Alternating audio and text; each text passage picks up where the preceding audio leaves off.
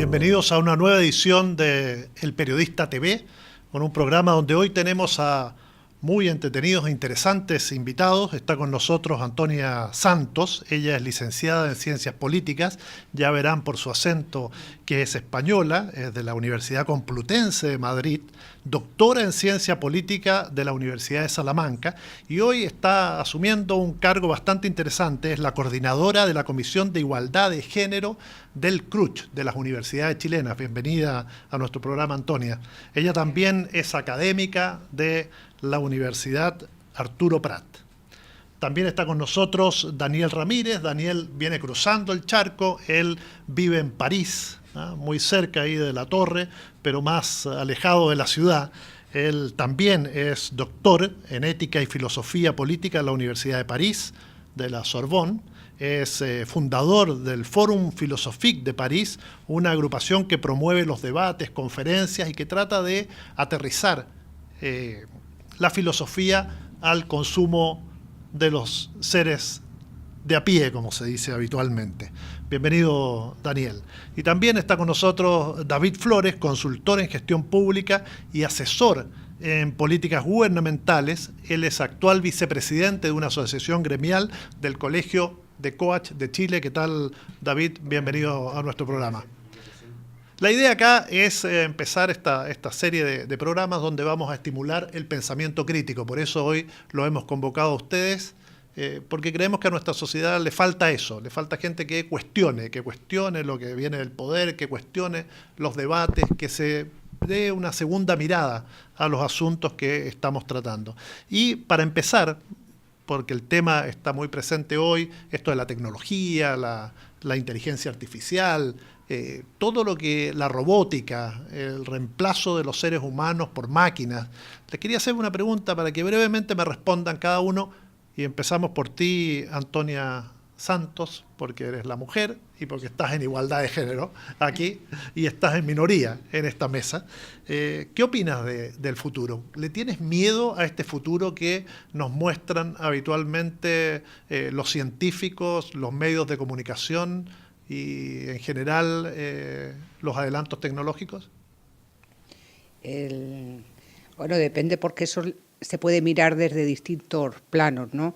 El futuro es incierto y no cabe duda que las amenazas que nos acechan son amenazas terribles si uno las piensa así de manera fría, ¿no? Cuando nos advierten de lo que es toda la carrera armamentística y de la capacidad que se tiene de destruir el planeta, claro, eso es una idea atroz, ¿no? Pero por otra parte, claro, también está el pensar en la capacidad que tiene el ser humano para revertir esas situaciones, ¿no? Quiero decir, por una parte es el creador de esas situaciones, el que produce esas situaciones, pero también es el que tiene la capacidad para enfrentar esas situaciones. A mí particularmente no me da miedo el futuro. Para mí el futuro siempre es un desafío y para el ser humano ha sido un desafío a lo largo de la historia de la humanidad, ¿no? En ese sentido yo no le tengo miedo al futuro. Creo que todo depende de ese desarrollo humano, ese desarrollo tecnológico, que es el devenir propio de la historia, y en ese sentido, bueno, vivimos en el siglo XXI y tenemos que enfrentar los desafíos del siglo XXI, ¿no? ¿Y tú, David? ¿Cuál es tu posición? Mira, más que miedo, yo siempre lo miro desde qué desafío nos coloca. Me dedico fundamentalmente a trabajar con personas y organizar procesos dentro de tanto organizaciones públicas como privadas. Entonces, a pesar de toda la tecnología, siempre los cambios hay que hacerlos desde la relación con los seres humanos. Entonces, digo, ¿qué desafío nos plantea este mundo que viene, o que ya está aquí en realidad, con la tecnología, y también con los nuevos fenómenos que hoy día sociales que están instalados en este país? Comentamos hace un rato a propósito del béisbol, ¿no? Que yo tenía una experiencia ahí muy potente con los migrantes, como una cultura distinta se empieza a introducir en un país y a hacer cambios. Entonces, más bien lo veo como desafío, el mundo que viene, el futuro de Chile y el futuro que ya está aquí presente. Más que miedo me produce una cierta desafío y ánimo de inventar cosas nuevas, de experimentar como un laboratorio nuevo. Por lo demás, yo me recuerdo que en mi niñez siempre nos decían, no vean mucha televisión, se van a trastornar. Parece que no nos trastornamos mucho. Hoy día escucho lo mismo, sobre todo en el mundo de la educación, a propósito de los celulares. ¿Qué hacemos con los celulares en clase? Desafío para los profesores. Más bien, ¿cómo usamos esas herramientas? Más que sacar los celulares de la sala de clase. Y Daniel, tú que trabajas en el campo netamente de las ideas y que pareciera ser que vas a ser uno de los últimos suplantados, el filósofo por las máquinas, ¿no? ¿Cuál es el temor que le tienes a este futuro, si es que le tienes algún tipo de temor? Primero me gustaría decir que no se trata del futuro, sino que del presente. El mundo ya está casi enteramente reconfigurado por la tecnología, principalmente por la tecnología numérica y por la informática y las comunicaciones. Hace por lo menos 20 años que esto ya ha cambiado. En cuanto a que vayamos a ser reemplazados por las máquinas o por dispositivos tecnológicos, ese futuro posible no son principalmente los científicos los que lo anuncian, sino los ingenieros. Y ahí hay que diferenciar. Y ciertos ingenieros. Por ejemplo, Ray Kurzweil, que es el jefe de la ingeniería en Google, que es uno de los principales ideólogos del transhumanismo. Yo voy a hablar de esto, por cierto, en una charla futura. Se anuncia la fusión del hombre con la máquina hace ya mucho tiempo, y con la inteligencia artificial, una de las razones es que la inteligencia artificial podría superar al hombre, reemplazarlo, y eventualmente eliminarlo si acaso esta entidad se viera amenazada. Eso significa aceptar filosóficamente muchas cosas que no son en absoluto probadas, ni siquiera verosímiles en cierto sentido. Por ejemplo, que la máquina pueda cobrar conciencia. ¿Qué es la conciencia? Ni siquiera se sabe. Los norteamericanos que trabajan en esto utilizan un concepto, mind, consciousness, que no tiene que ver ni siquiera con lo que nosotros, latinos, o incluso en Europa, llamamos conciencia. Entonces, hay mucho fantasma, y en cuanto a que este sea el futuro, me parece, concuerdo con lo que ustedes decían antes, es más bien un desafío. Y el desafío es construir el futuro que nosotros queramos y no aquel que los ingenieros de Google o de otro tipo de empresa quieran. Todo lo que hablamos hasta ahora ya quedó en el pasado. Vamos a hacer un pequeño corte y seguimos hablando en el futuro. Seguimos en el Periodista TV con nuestros invitados, Antonia Santos, licenciada en Ciencias Políticas y doctora de la Complutense de Madrid, con Daniel Ramírez, filósofo que viene de París, y con nuestro amigo David Flores, consultor en gestión pública. Vemos que a diario la sociedad y los países siguen avanzando y hacia una dirección muy determinada. Por ejemplo, las universidades siguen construyendo edificios cuando pareciera ser que el mundo avanza hacia la educación a distancia. Las ciudades siguen construyendo autopistas y carreteras cuando vemos que los autos tienden o van a tender a disminuir dentro de 10, 15 años por esto de los autos sin conductor. Y así, muchas cosas que están ocurriendo y que especialmente en Chile las estamos realizando cuando la sociedad del futuro parece que va a ser distinta. ¿Qué hacemos, Daniel? Y aquí retomas tú la palabra, con esto. ¿Cómo nos estamos preparando para enfrentarnos a estos cambios que tú dijiste que ya están acá? Yo creo que no nos estamos preparando suficientemente. El esfuerzo tendría que ser gigantesco y, entre otras cosas, conocer la ciencia, conocer lo que se conoce, y conociendo lo que se conoce también lo que se ignora. Es muy importante que tengamos conciencia de lo que nos escapa y de lo que podemos, aquello en lo que podemos actuar. Principalmente la sociedad futura, si ese concepto se utiliza, es algo multidimensional. El asunto de la tecnología es uno de los asuntos. La construcción de autorrutas o de edificios, la concepción que se tiene de la educación, son algunos de los aspectos, y la única manera de prepararse, me parece, por eso digo que es un trabajo muy largo y de gran aliento, es construir visiones de conjunto. Si tenemos una visión sobre un punto, por ejemplo, sobre este problema del transporte, vamos a tener ideas sin duda brillantes y cosas muy interesantes, pero que pueden ser, por ejemplo, no coherentes con el otro tema, los dos que mencionaste, con el de la educación, con el de la comunicación. Por eso tenemos que tener una visión global, y para tener una visión global, ¿por qué digo que es un trabajo muy largo? Es porque hay que sacarse de la cabeza una enorme cantidad de cosas, principalmente aquellas que nos dicen que la sociedad tal cual como está construida no se puede cambiar. Ese dogma, esa especie de modelo de formataje del cerebro, eso es lo que debemos. Que nadie nos convenza que esto no se puede cambiar. Y David, ¿cómo lo cambiamos? Tú que estás en esa área. Ahí sí que me parece más complejo. Yo que trabajo en política pública, veo que hay mapas muy antiguos para mirar la política pública.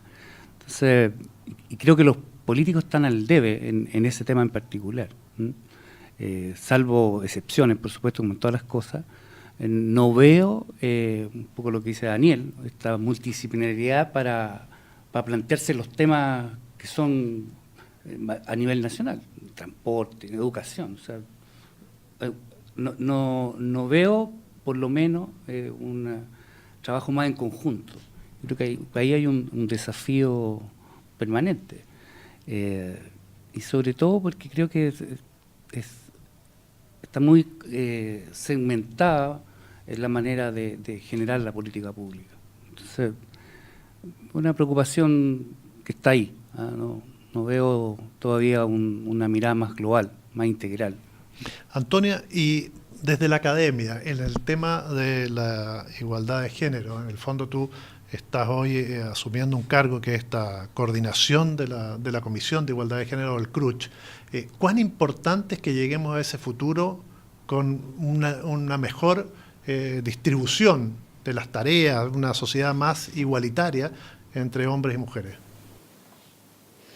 Te voy a contestar al final a eso porque quiero conversar un poco con Daniel, ¿no?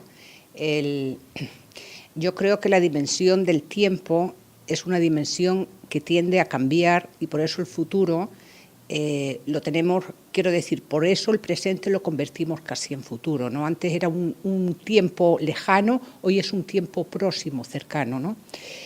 Yo tengo mis dudas al respecto yo soy de la idea de que la historia o el futuro no se puede predefinir. Y esa ha sido la historia de la humanidad, por ejemplo. Lo que fue la imprenta y las repercusiones que tuvo, eso no se pudieron prefijar cuando la imprenta surgió. Entonces, ¿cuánto nos tenemos que preparar? ¿Cuánto tenemos que redefinir? ¿Cuánto tenemos que acotar? A mí eso me asusta mucho.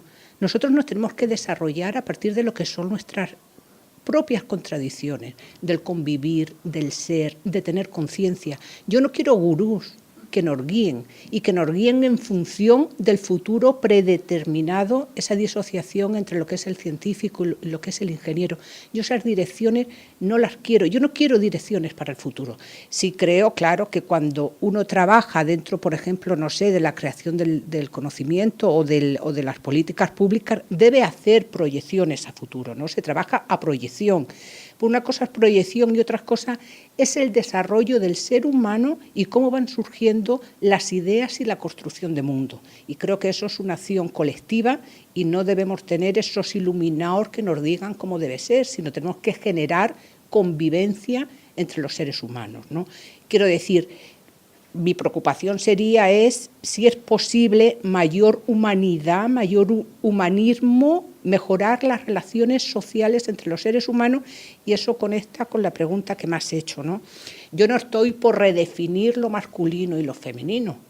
Quiero decir, yo estoy por transformar lo masculino y lo femenino.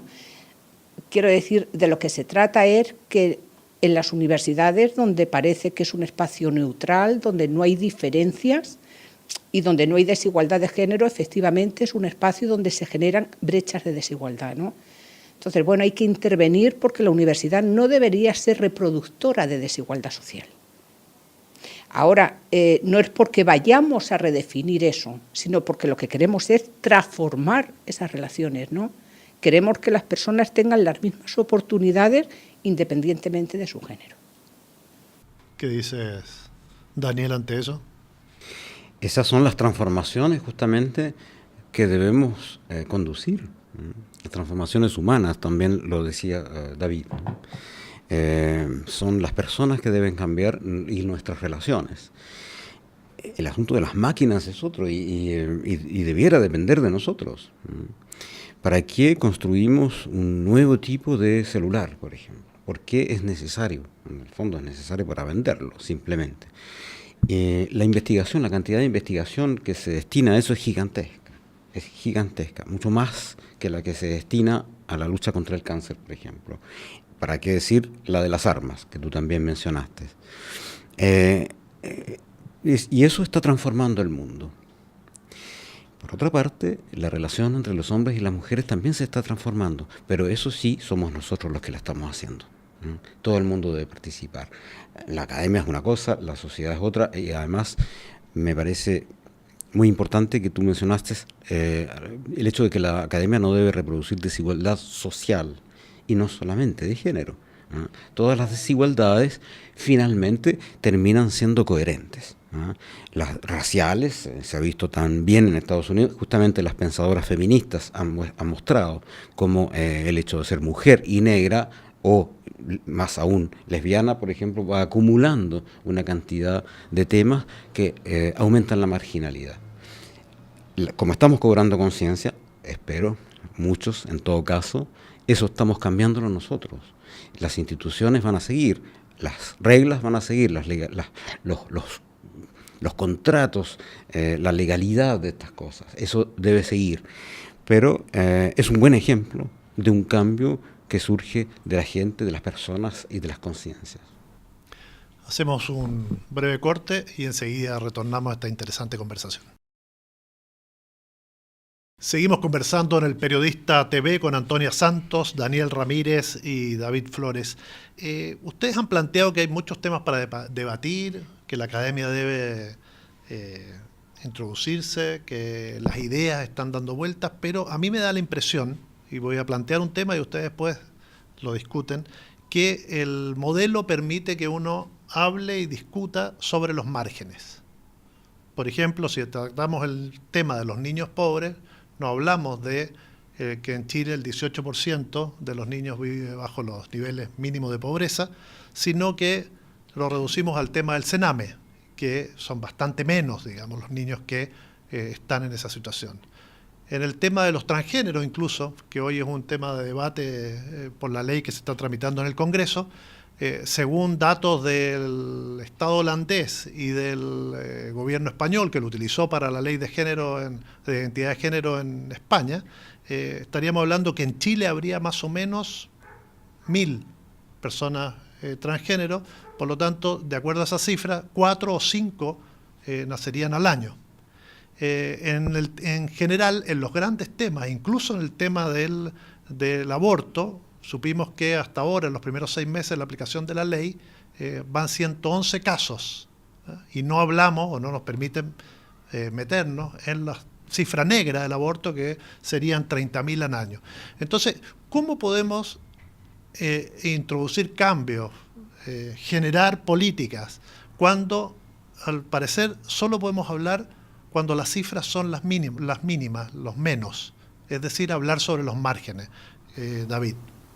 Mira, bien voy a responder eso con una pregunta que tengo, porque a propósito de que si el futuro ya está aquí.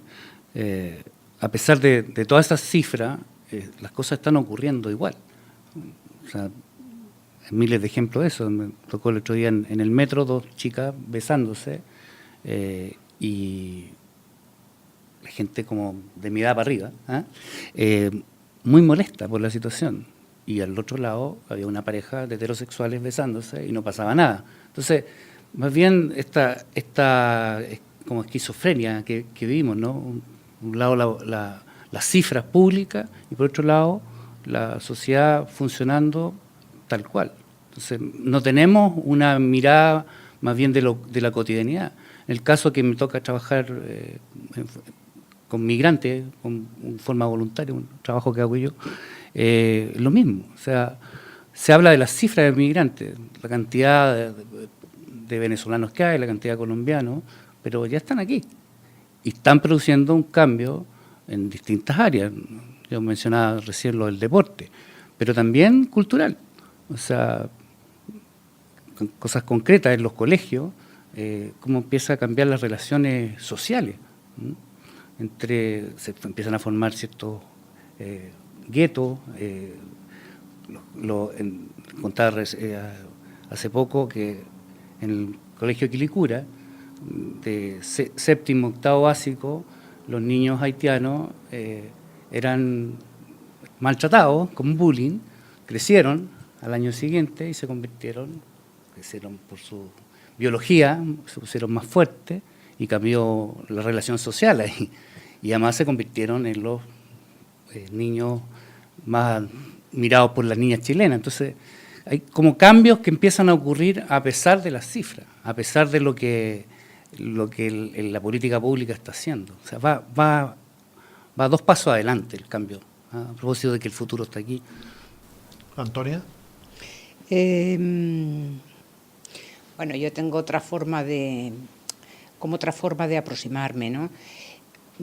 Yo creo que vivimos efectivamente en una sociedad de la información con todo lo que ello supone. Quiero decir, supone que la información tiene una influencia positiva, pero también la manipulación de la información tiene una influencia negativa. Quiero decir, es muy fácil hoy en día alterar o intervenir o afectar la opinión pública. Y casos podríamos poner muchos. Y con el conocimiento científico pasa también lo mismo. Se puede demostrar casi lo positivo y lo negativo al mismo tiempo. Por ejemplo, el conocimiento te lleva a decir que la aspirina es buena para la salud. Pero otra perspectiva dentro también del conocimiento te lleva a decir que la aspirina es dañina para la salud.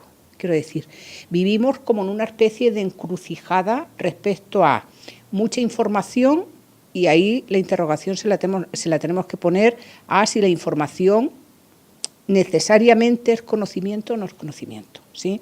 Cuando tú dices nos movemos en los márgenes en función de los intereses que hay, porque claro, el conocimiento, esto ya era un eslogan de los 60, de los 70, ¿no? Cuando se decía la información es poder, ¿no? Y el conocimiento ya es la llave suprema, ¿no? Pero en este sentido lo que a mí me gustaría remarcar, claro, cuando tú dices nos movemos en esos márgenes, yo creo que vivimos en unos momentos donde hay datos casi para todo. Ahora, ¿cómo se manipula ese dato? ¿Cómo se difunde? ¿Cómo se accede a él? Etcétera. Ese es el problema, no el problema del dato. Todo lo que tú has nombrado, las cifras sobre aborto, sobre la situación de la infancia, sobre la situación de las mujeres, lo que quiera, el dato los tenemos. Es esa relación que hacemos dato, conocimiento, intervención y manipulación de esa información, ¿no? Creo que mucho de lo que tiene que ver con el ser humano hoy, con estas búsquedas, con estas pérdidas de sentido a veces, tiene que ver con ese exceso de información que no tenemos capacidad para digerirla ni para incorporarla al sentido de vida, ¿no?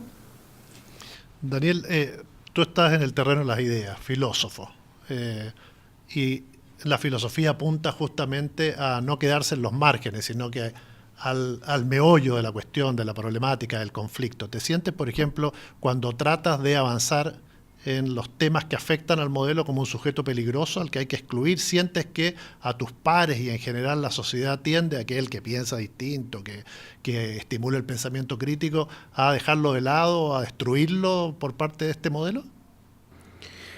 Sí, claro, yo creo que eso es en buena parte verdad. Hay una especie de tendencia a silenciar pensamientos que sean realmente alternativos.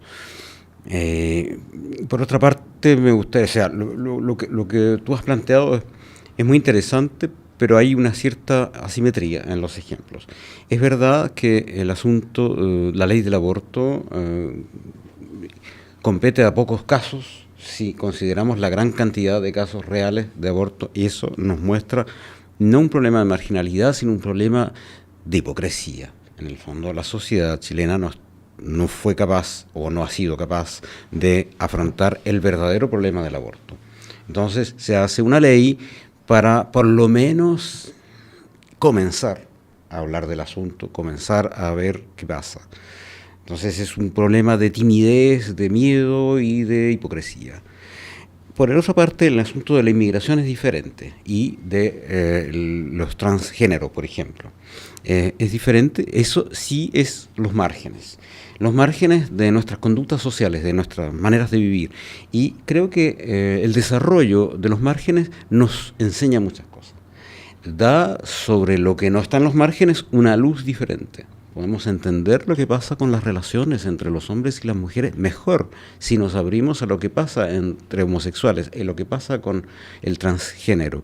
Es muy importante que estos temas se hayan planteado y que se pueda hablar de estas cosas.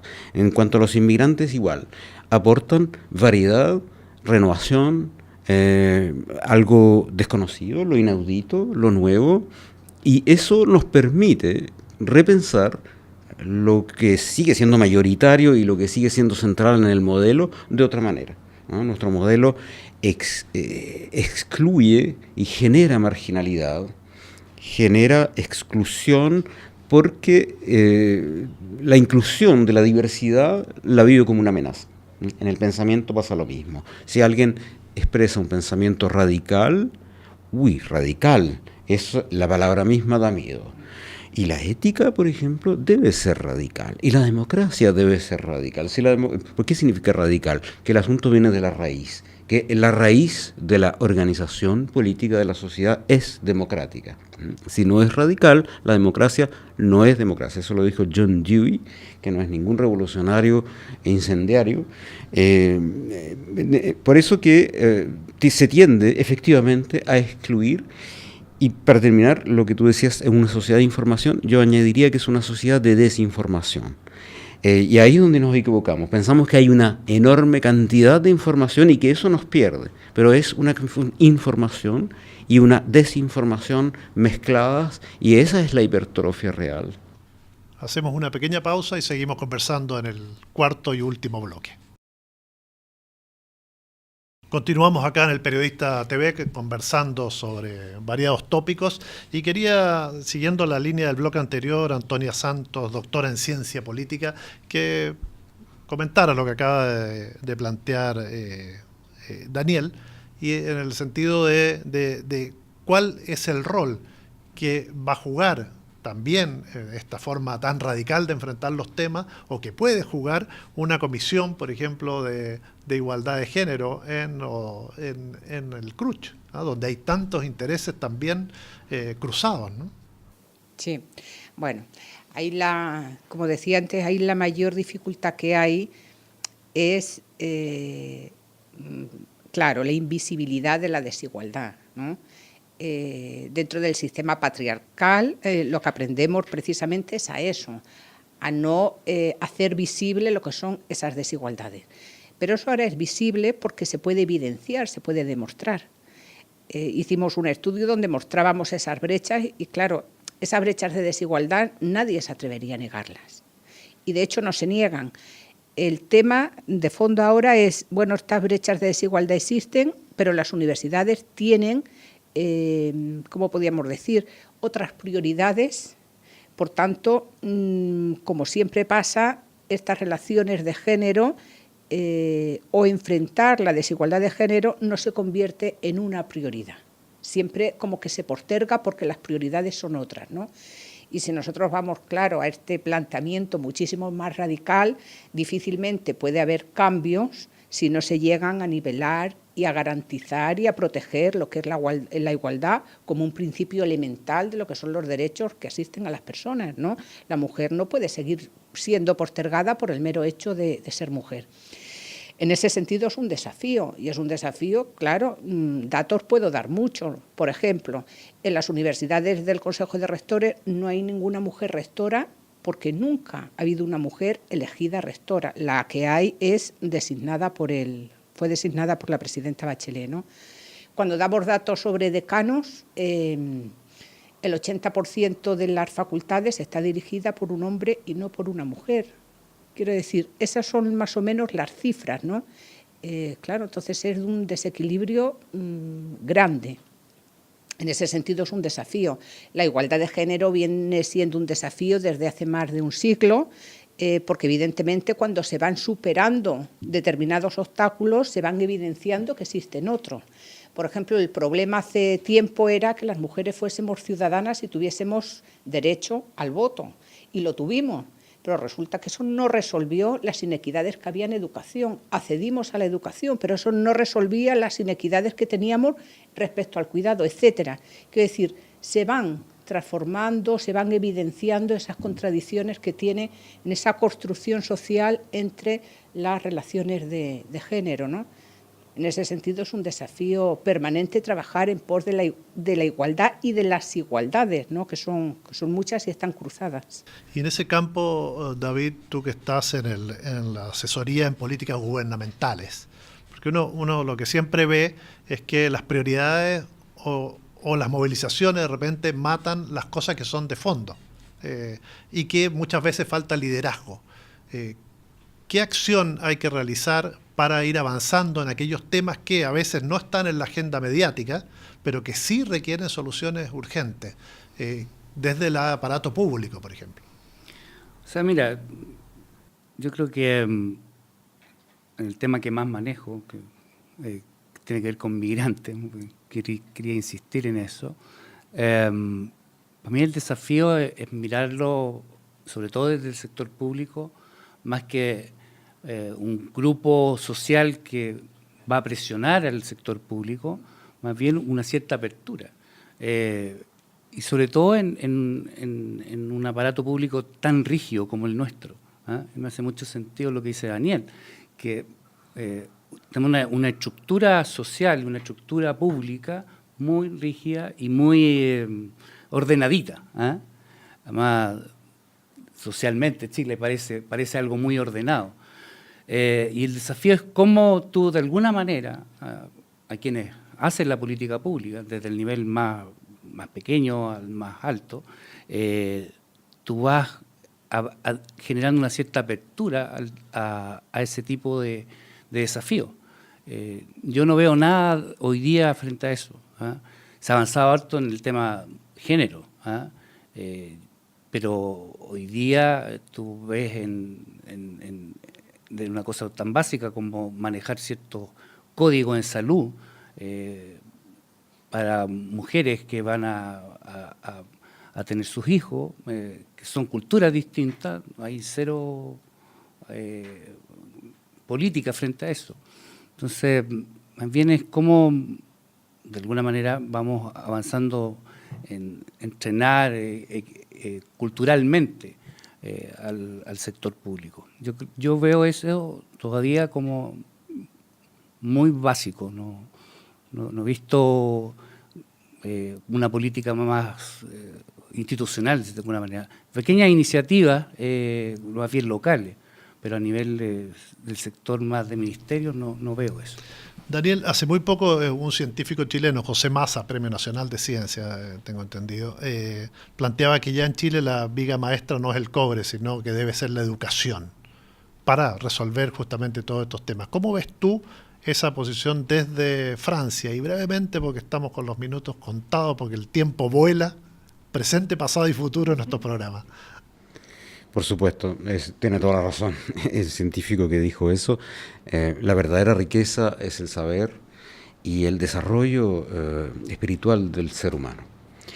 Cuando digo espiritual es en términos de las artes, de la creación, de las relaciones, de la horizontalidad de las relaciones, justamente el problema de género, que seamos seres humanos más desarrollados. El verdadero desarrollo es el desarrollo humano, no el desarrollo de una economía cuando aún sabemos que la economía está al servicio de un modelo y de una estructura y de un tipo de sociedad. Entonces, el cobre, tanto como lo fue, por ejemplo, el petróleo para Venezuela, es una trampa. Las economías basadas en el extractivismo y además una especie de monocultura de alguna manera, bueno, en Chile se producen muchas otras cosas, pero eso es la sociedad del pasado. A mí me interesa que hablemos de la sociedad del futuro, pero hay que también considerar que nuestras sociedades son también del pasado. Hay ciertas cosas que debieran cambiar. El asunto de basar una economía sobre la extracción de cosas, que es una sociedad tan del pasado que esa riqueza es del pasado. Ha sido creada hace millones de años por la naturaleza. Está bajo la tierra o en el mar, la pesca u otro tipo de riqueza, los árboles, la riqueza maderera, son cosas que la naturaleza ha producido y nosotros extraemos de ahí riqueza y no estamos creando, estamos en realidad utilizando y reutilizando cosas que no son renovables por la naturaleza. Eso se sabe por el conocimiento ecológico actual. De manera que efectivamente, si una riqueza debe ser considerada, es la riqueza intelectual, es la riqueza del pensamiento, de las relaciones humanas y, como decía yo, de una forma de espiritualidad. Ok, quiero agradecerle a Antonia Santos, a Daniel Ramírez y a David Flores su presencia en este programa y esperamos haber puesto alguna semilla y haber estimulado el pensamiento crítico para que usted siga debatiendo al otro lado de la pantalla. Muchas gracias y nos vemos nuevamente dentro de muy poco, espero, en otro programa del Periodista TV.